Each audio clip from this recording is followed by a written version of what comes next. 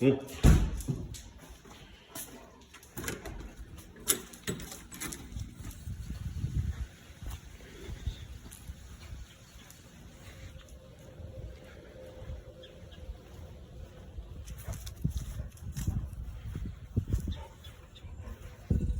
in there?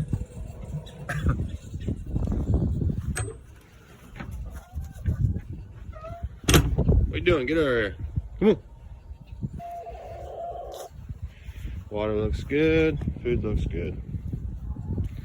All right, have fun today, chickens. Get me some eggs.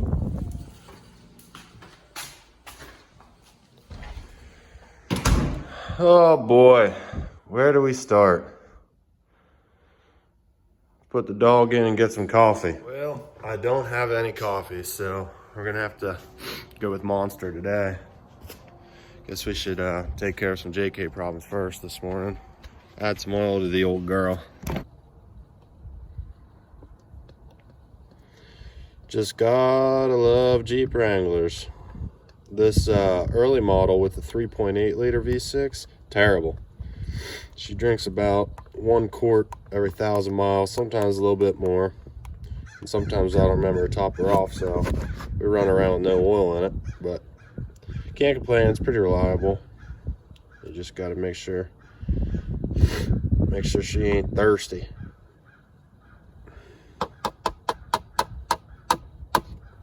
Good freaking morning. So this is a people walking, don't want to run them over. And there's a car doing some car stuff. I don't know what just happened, but they probably didn't like my vlogging. So good morning. It is Sunday. The sun is shining. I don't hear a single dog, and the birds have flew south. So it is cold out. It is, what month are we in? December. It's only going to get colder in Pennsylvania, so we're gonna make the most of it. If you guys are clicking on this video and you're like, who is that guy? Go watch the video before this, because we're in a build series right now on my rock crawler. I have a Jeep show that's coming up in pretty much 6 days or 5 days left. It's next weekend and it's Sunday now, so yeah, 6 days left. And we're trying to get my Jeep all put back together and finish the fabrication of it so I can just roll the Jeep in there and look all cool, and people be like, whoa, cool Jeep. And I'm like, I know, I built it. Got it. Well, got our Monster. Now it's time to party.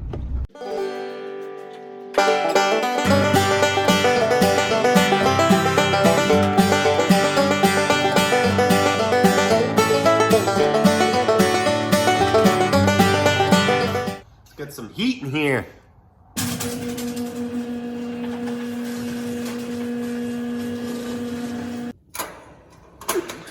All right, fires are cooking. And the reason I sound stupid right now, it's not because I'm sick, it's just because I'm stupid. So it's early. I told myself I was gonna work really long today, so let's get it.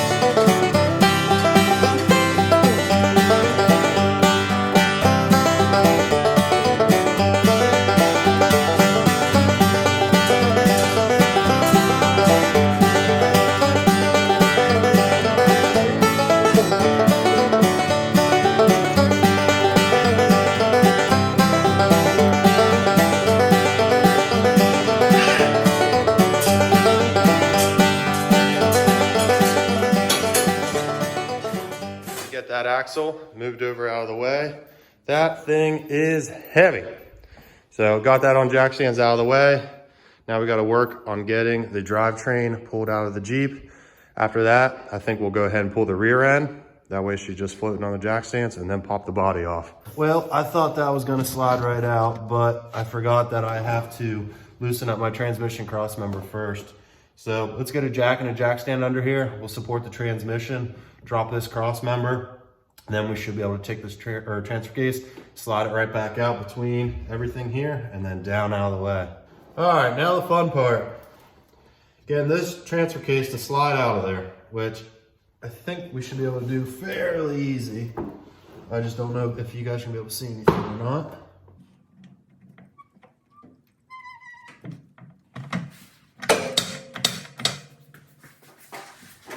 All right, let's give this a shot. Hopefully I won't lose a finger.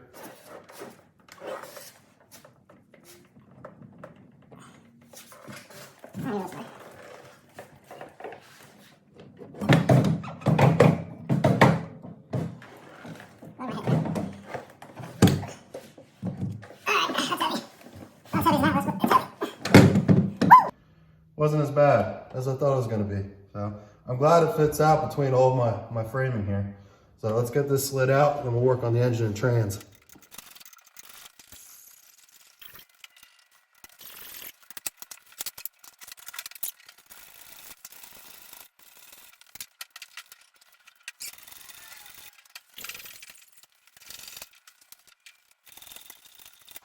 These Harbor Freight engine hoists, I've never had good luck with this thing. It's the cylinder on it. It seems like it always leaks down over time, or it's losing fluid, something, but it gets to this point where it slowly rises on itself. Watch.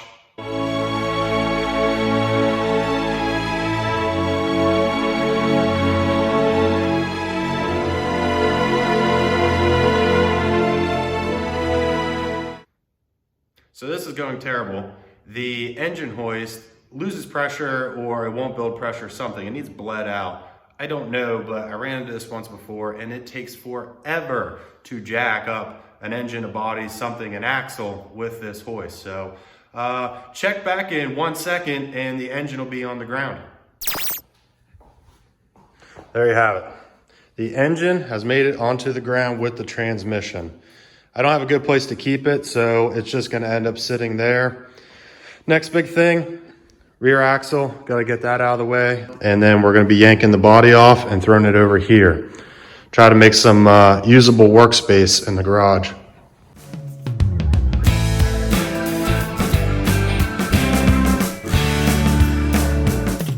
Life easier, I'm gonna go ahead and just label my links.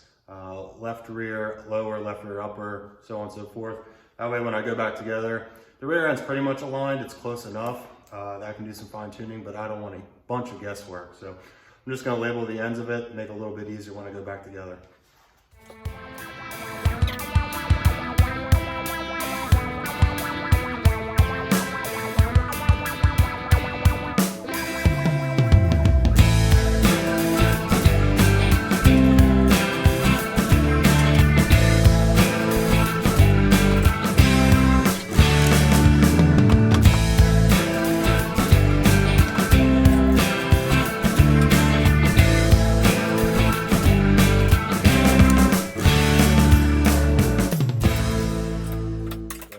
Get these ones off and then we'll work on the center because there's a bolt still holding them in nice and tight.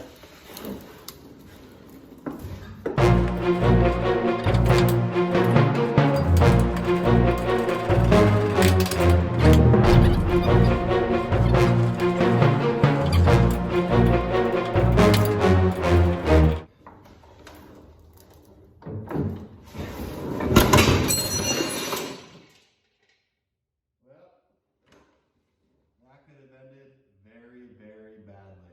Glad I bailed.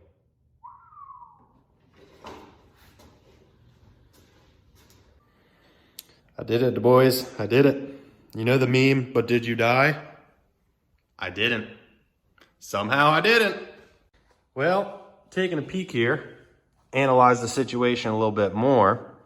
I got to give a little bit of credit to the old Harbor Freight jack stands. And funny enough, these are the ones that are under recall, but these ones never failed. They're still holding the Jeep up and literally saved my life.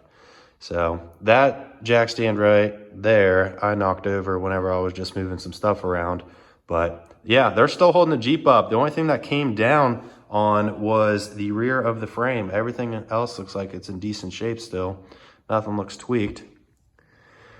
Big thing now is going to be getting the Jeep back down on the ground safely so I can continue trying to get this Jeep ready for the show. Well, I'm hanging out here waiting on Alex to get here because the Jeep fell. I guess I should take this time to be a little bit more serious. You always want to use jack stands anytime you have the tires or something off the ground. Yes, that could have ended very badly. I'm glad it didn't. I'm sure everyone's glad it didn't. But I don't know. I joke around a lot, and at the end of the day, safety is extremely important. I don't know. Be smart. Don't do something stupid. There was not a jack stand in the one corner where there should have been. The Jeep felt perfectly balanced, but clearly it wasn't. So 100% my fault. But I don't know. You gotta learn lessons in life. That will definitely be one for me. Make sure you got jack stands on every corner, because my old lady could have came home and I would have been pinned underneath that Jeep dead. So, like I said, I joke around a lot, but seriously, don't do anything stupid. Always have jack stands every point of the vehicle. If you know something sketchy, don't do it or call a friend. You know, a little bit of help goes a long way. Plus, your loved ones can see you later. So, don't die.